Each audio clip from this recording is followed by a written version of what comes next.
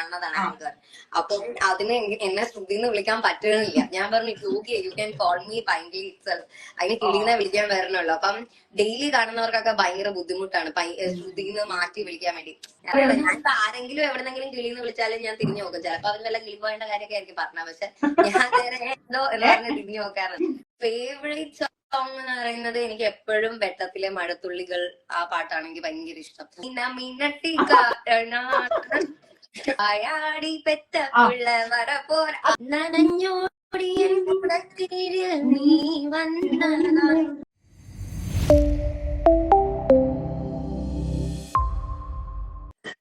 Hi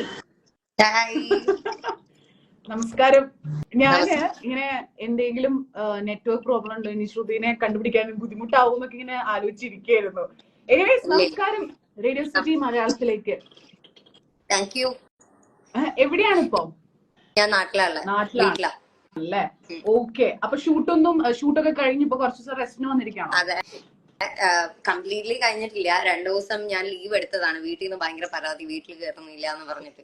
അപ്പോ 2 ദിവസം ഇങ്ങോട്ടേക്ക് ഡെഡിക്കേറ്റ് ചെയ്ത് വന്നതാണ്. ആക്ച്വലി ഞാന് ശ്രുതിനെ കുറിച്ച് ഇങ്ങനെ അന്വേഷിച്ച് റിസർച്ച് ചെയ്തോണ്ടിരിക്കുമ്പോ RJ ആണ്. ഓക്കെ, RJ ആണ്. അതുപോലെ തന്നെ ഹോസ്റ്റ്. ഞാൻ പറയുകയാണെങ്കിൽ എന്റെ അടുത്ത് ഒരാൾ ചോദിക്കുകയാണെങ്കിൽ ഐ ആം എൻ എക്സ്ട്രോവേർട്ട് എന്ന് പറയും. അപ്പൊ ഒരു RJ ഒരു ഇൻട്രോവേർട്ട് ആണെന്ന് പറയുമ്പോ how did you come to ഈ ഒരു RJ ഫീൽഡിലോട്ട് ആദ്യം? I don't completely say I am an introvert. When it comes to work, I work. എനിക്ക് തോന്നുന്നു ഞാൻ ഈ അടുത്തൊരു ടേം കേട്ടോ, അതായിരിക്കും കറക്റ്റ്, ആംബി വേർഡ് എന്ന് പറഞ്ഞിട്ട്. നമുക്കൊരു അത് കറക്റ്റ് ആണ് എന്റെ കാര്യത്തിൽ. കാരണം RJ ഞാൻ ഈ സീസൺ 1 നിന്ന് ഞാൻ അവിടുന്ന് ഇറങ്ങി കഴിഞ്ഞപ്പോഴത്തേക്കും പ്രദീപ് സാറാണ് എന്നെ ഇങ്ങോട്ടേക്ക് വിളിച്ചിട്ട് റെഡ് എഫ്എമ്മിൽ ഇങ്ങനെ RJ ആയിട്ട് ജോയിൻ ചെയ്യുന്നോന്ന് ചോദിച്ചു. അപ്പം we both work together in സ്വയംവര സിൽക്സ്. അതിന്റെ ഷൂട്ടിന്, കലണ്ടർ ഷൂട്ടിന് വർക്ക് ചെയ്തിട്ടുണ്ടായിരുന്നു. അപ്പൊ I asked him are you sure about this? കാരണം ഞാനിങ്ങനെ അല്ലാതെ നോർമലി ചിലക്കും എന്നല്ലാതെ എനിക്കറിയാം. അപ്പൊ സാറ് പറഞ്ഞു we can work it out എന്ന് പറഞ്ഞു. പക്ഷേ സാറിനെ കൊണ്ട് കുറെ കഷ്ടപ്പെട്ടിട്ടുണ്ടെന്ന് തോന്നുന്നു. അത് കാരണം എന്നാലും എങ്കിൽ കൂടെയും ഇറ്റ്സ് ക്വൈറ്റ് ഡിഫറെന്റ്. നമ്മൾ നോർമലി സംസാരിക്കുന്നത് പോലെ അല്ല. ഇതിനകത്ത് 1 മിനിറ്റ് ആ ലിങ്ക് കംപ്ലീറ്റ് ചെയ്യുന്നതെന്ന് പറഞ്ഞത് ഒരു പാട് തന്നെയാണ്. ആ ഒരു ചേഞ്ച് എങ്ങനെയായിരുന്നു? ഇപ്പം RJ ആയി, അതിനുശേഷം ഒരു ചേഞ്ചിനോട് തിരിച്ചു വരാൻ ഭയങ്കര ഡിഫറെന്റ് ആണ്. കാരണം എന്താണെന്ന് വെച്ചാൽ RJ ആയിട്ട് നിൽക്കുമ്പോൾ എനിക്ക് ശരിക്കും ജോലിക്ക് പോകുന്ന പോലെയായിരുന്നു ഫീൽ ആയിക്കൊണ്ടുവന്നത്. കാരണം രാവിലെ നമ്മൾ എഴുന്നേക്കുന്നു, പഞ്ച് ചെയ്യുന്നു, ഓഫീസിൽ കയറുന്നു, അങ്ങനെ ഒരു ഓഫീസ് കൊലീഗ്സ് അങ്ങനത്തെ വൈബായിരുന്നു RJ തന്നോണ്ടിരുന്നത്. ചക്കപ്പഴം അങ്ങനെയല്ല. നമ്മള് വീണ്ടും ആ ഒരു ഫാമിലി തന്നെയാണ്. രാവിലെ പോകുന്നു, അവിടെ വെറുതെ ഇരിക്കുന്നു, അതൊരു സീനാകുമ്പോ പോകുന്നു. നമുക്ക് അഭിനയിക്കുന്ന പോലെ തോന്നില്ലല്ലോ. ഞങ്ങൾ അവരെല്ലാരുമായിട്ടും 4 വർഷം, ഇറ്റ്സ് ബീൻ 4 years. അപ്പം എല്ലാരുമായിട്ടും ഭയങ്കര കണക്റ്റഡ് ആയി. അപ്പൊ അത് കാരണം ആ ഒരു വൈബിൽ അങ്ങ് സ്മൂത്ത് ആയിട്ട് പോകുന്നത്. എസ്പെഷ്യലി സത്യത്തിൽ ഞാനിങ്ങനെ ഈ ഒരു ക്യാരക്ടറും ഇത് എടുത്തു പറയാനുള്ള ഒരു കാര്യം വെച്ചിട്ടുണ്ടെങ്കിൽ, ഞാൻ ഫസ്റ്റ് ചോദിച്ചത് അതുകൊണ്ടാണ് ഇങ്ങനെ ഒരാളാണോ എന്ന് ചോദിച്ചത്. കാരണം ആംബിവേർട്ട് ആണെങ്കിലും നമുക്ക് സത്യത്തില് ഓക്കെ ശ്രുതി അങ്ങനെയാണ്, അല്ലെങ്കിൽ ശ്രുതിനുള്ള പേര് കുറെ പേർക്ക് അറിയുമെന്ന് പോലും എനിക്കറിയില്ല. കുറെ ആൾക്കാർ അങ്ങനത്തെ ഒരുപാട് എക്സ്പീരിയൻസ് ഉണ്ടായിട്ടുണ്ടാവില്ലേ? ഒരുപാട്. വന്നിട്ട് എനിക്കിപ്പോ ഈ ലാസ്റ്റ് ഒരു ഇന്റർവ്യൂ ഉണ്ടായിരുന്നു. അപ്പൊ അതിന് ചെന്നിട്ടും ആ കുട്ടി ഡെയിലി കാണുന്നതാണ് ആങ്കർ. അപ്പം അതിന് എന്നെ ശ്രുതി എന്ന് വിളിക്കാൻ പറ്റുന്നില്ല. ഞാൻ പറഞ്ഞു okay you can call me Painkili itself, അതിന് കിളിനെ വിളിക്കാൻ വരണല്ലോ. അപ്പം ഡെയിലി കാണുന്നവർക്കൊക്കെ ഭയങ്കര ബുദ്ധിമുട്ടാണ് ശ്രുതിന്ന് മാറ്റി വിളിക്കാൻ വേണ്ടി. ലൈക്ക് വൈസ് ഇപ്പൊ എന്റെ വീട്ടിലാണെങ്കിലും ചിക്കു എന്നാണ് എന്നെ വിളിക്കുന്നത്. അപ്പൊ ആരെങ്കിലും ചോദിക്കുമ്പോഴും പെട്ടെന്ന് ശ്രുതിന്ന് വരില്ല അവർക്ക്. അതുപോലെ തന്നെയാണ് ഇവരുടെയും. ദേ കാൺ സേ ലൈക്ക് ശ്രുതി അങ്ങനെ വരില്ല, കിളിന്നാണ്. ഞാൻ ആരെങ്കിലും എവിടെന്നെങ്കിലും കിളിന്ന് വിളിച്ചാലും ഞാൻ തിരിഞ്ഞു നോക്കും. ചിലപ്പോ അവര് വല്ല കിളി പോയേണ്ട കാര്യമൊക്കെ ആയിരിക്കും പറഞ്ഞത്, പക്ഷെ ഞാൻ നേരെ എന്തോ എന്ന് പറഞ്ഞ് തിരിഞ്ഞു നോക്കാറുണ്ട്. ഓക്കെ, മനസ്സിലായി. അത് ശരിക്കും ഒരു നല്ല അടിപൊളി ഫീലിംഗ് ആണ്. നമ്മൾ ചെയ്ത ക്യാരക്ടർ ഇനിയിപ്പോ എത്ര കൊല്ലം കഴിഞ്ഞു കഴിഞ്ഞാലും നമുക്കത് കാണിക്കാൻ പറ്റുന്ന ഒരു ഇതല്ല.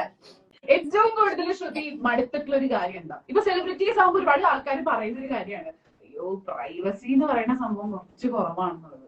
ശ്രുതിക്ക് സെലിബ്രിറ്റി ആയതിനു ശേഷം ഏറ്റവും കൂടുതൽ എന്തെങ്കിലും ഒരു ലിമിറ്റേഷൻ ഫേസ് ചെയ്യേണ്ടി വന്നിട്ടുണ്ടോ?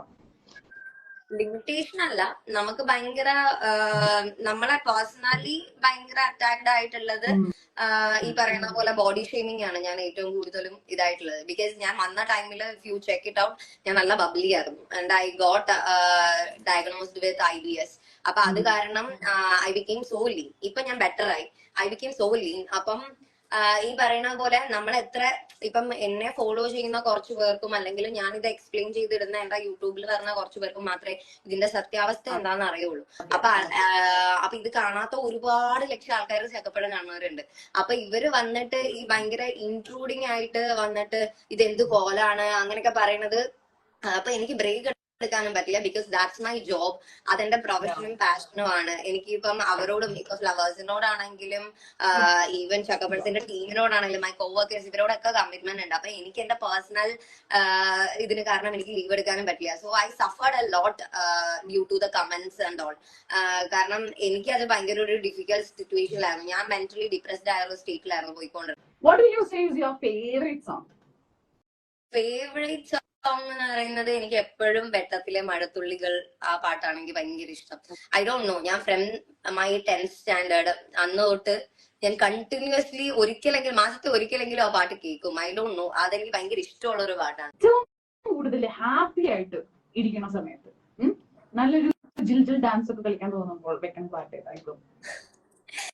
ഞാൻ മറ്റേ പ്രഭുദേവയുടെ ഒരു പടം ഉണ്ടല്ലോ, അതിന്റെ പാടത്തിന്റെ പേര് ഞാൻ മറന്നുപോയി.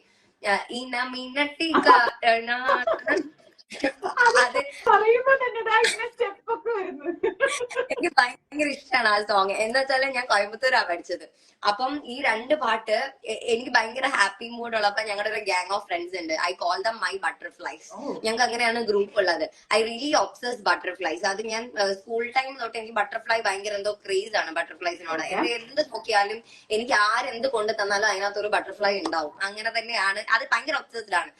എന്റെ റൂം മൊത്തം മറ്റേ ബട്ടർഫ്ലൈ സ്റ്റിക്കറായിരുന്നു ഒട്ടിച്ച് വെച്ചിരുന്നത്. അപ്പം ഈ ഗ്യാങ് ഞങ്ങൾ ഇങ്ങനെ ഇരിക്കുമ്പോഴത്തേക്കും എനിക്ക് ഭയങ്കര ഹാപ്പിനെസ് വരുമ്പം ഒന്ന് ഈ പാട്ടിടും. ഈ പാട്ടിട്ടിട്ട് ഞാൻ മുട്ട ഡാൻസ് കളിയായിരിക്കും. പിന്നെ ഒരെണ്ണം എന്ന് പറയുന്നത് മറ്റേ വായാടി പെറ്റ പിള്ള വര പോലെ ആ പാട്ട് അത് ഞാൻ ചെയ്തിട്ടുണ്ടായിരുന്നു. എന്റെ ഫ്രണ്ട്സ് ഇപ്പൊ ആണെങ്കിലും നമ്മൾ ഒരുമിച്ച് കൂടി കഴിഞ്ഞ് ഈ പാട്ടിടും, കളിക്ക് കളിക്ക് കളിക്ക് എന്ന് പറഞ്ഞിട്ട്. എനിക്ക് ഭയങ്കര ഇഷ്ടമുള്ള രണ്ട് പാട്ടുകളാണ് കളിക്കാൻ. അതെ, അതെന്റെ സത്യത്തിലെ മുഖത്ത് കാണുന്നുണ്ട്. ഞാൻ ആ പാട്ട് ചോദിച്ചപ്പോ ആ പാട്ട് പാടുമ്പോ തന്നെ എന്നിട്ട് അത് ഭയങ്കര രസമല്ലേ ആ കുട്ടി കളിക്കുന്നതാണ്. ഞാൻ അതുപോലെ മോസ്ക് ചെയ്തൊക്കെ കളിക്കും. ലൈക്ക് ഹാപ്പിനെസ് അത് ഭയങ്കര ഫീൽ ചെയ്യുന്ന ഒരു പാട്ടാണ്. ഇനി നമ്മൾ കുറച്ച് എന്താ പറയാ, ഒന്ന് സമാധാനത്തില് ഒന്ന് പീസ്ഫുൾ ആയിട്ട് ഇരിക്കാൻ ഒന്ന് നോക്കുന്ന സമയത്ത് കേൾക്കുന്ന പാട്ട് ഈ മഴത്തുള്ളി, ആ ഒരു പാട്ട് തന്നെയാണോ?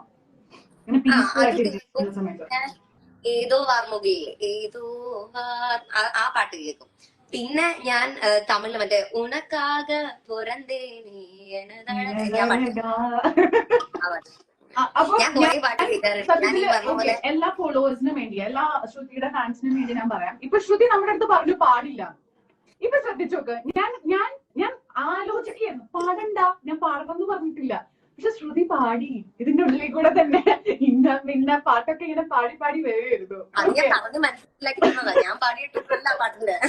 അതല്ല ഞാൻ ഉദ്ദേശിച്ചത് ഇതാണെന്നൊക്കെ. ഇപ്പൊ കുറച്ച് സാഡ് ആയിട്ട് ഇരിക്കുന്ന സമയത്ത് നമ്മള് കുറെ ആൾക്കാര് എന്താ പറയാ, നമ്മളിങ്ങനെ ഉള്ളിലേക്ക് പോവാൻ വേണ്ടിട്ട്, എന്നുവെച്ചാൽ ആ ഒരു ഫീലിലോട്ട് പോവാൻ വേണ്ടിട്ട് പാട്ട് ഒരു സോഴ്സ് ആയിട്ട് എടുക്കുന്ന ആൾക്കാര്. So which is your song അങ്ങനെ ഇരിക്കുന്ന സമയത്ത്? ഞാൻ പറഞ്ഞു ഈ ഹർക്കടി ഞാൻ അങ്ങനെ ഉള്ളപ്പോഴത്തേക്കും കൂടുതൽ അതെനിക്ക് ഭയങ്കര ഡെപ്ത് ഫീൽ ചെയ്യുന്ന ഒരു സോങ് ആണ്. പിന്നെ പണ്ട്, ഇപ്പൊ അങ്ങനെ അധികം കേൾക്കാറില്ല, എന്നാലും പണ്ട് ഞാൻ മറ്റേ പാട്ട് കേൾക്കായിരുന്നു, ഇന്നലെ എന്റെ നെഞ്ചിലെ കുഞ്ഞു മൺവിളക്ക്, ആ പാട്ട് കേൾക്കായിരുന്നു. ഞാൻ കൂടുതലും പഴയ പാട്ടുകളുടെ ആളാണ്. പുതിയ പാട്ടുകൾ കേൾക്കില്ല എന്നല്ല, എങ്കിൽ കൂടെയും അതിന്റെ എന്തോ അതിനൊരു ജീവൻ ഉണ്ടായിരുന്നല്ലോ. അത് മേ ബി നമ്മൾ ആ ഏജിൽ വളർന്നു വന്നതുകൊണ്ടായിരിക്കും. ചോദിക്കാൻ പാടില്ല എന്നറിയാം, എന്നാലും ഞാനും കൂടെ ജോയിൻ ചെയ്യാം. മഴത്തുള്ളികൾ ആ പാട്ട് വെട്ടത്തിലത്തെ ഒരു 2 ലൈൻ മതി. പാട്ട് ശ്രുതി 2 ലൈൻ എന്ന് പറഞ്ഞിട്ടുണ്ടെങ്കിൽ 2 ലൈൻ, അതിന് കൂടുതൽ ഞാൻ ചോദിക്കില്ല. എല്ലാവരും പറയുന്നുണ്ട് എന്ത് ഒച്ചയും പാട്ട് പാടുന്നതും ഭയങ്കര ദുരന്തമാണ്. എനിക്കിപ്പോ ഉള്ളവരും കൂടെ ഇറങ്ങിപ്പോയി കളയുമ്പോ ലെറ്റ്സ് ഗോ പാടിയോ, ഞാൻ കൈയടിച്ച് പ്രോത്സാഹിപ്പിക്കും. അങ്ങനെ വേണ്ട, വാ നമുക്ക് ഒരുമിച്ച് 2 പേർക്ക് ഒരുമിച്ച് സ്റ്റാർട്ട് ചെയ്യാം. ശ്രുതി സ്റ്റാർട്ട് ചെയ്ത് കഴിഞ്ഞാൽ എനിക്ക് പാടാൻ സത്യമായിട്ടും അറിഞ്ഞൂടാ. മഴത്തുള്ളികൾ പൊഴിഞ്ഞിടും ഈ നാടൻ വഴി പോട്ടെ, നനഞ്ഞോടിയ നീ വന്ന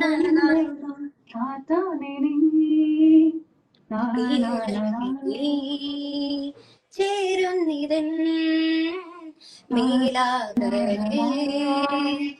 നീളുന്നൊരു മൺപാതയിൽ തോളോടു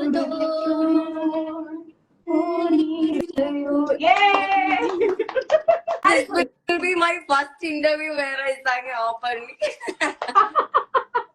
എന്തായാലും താങ്ക് യു സോ മച്ച്.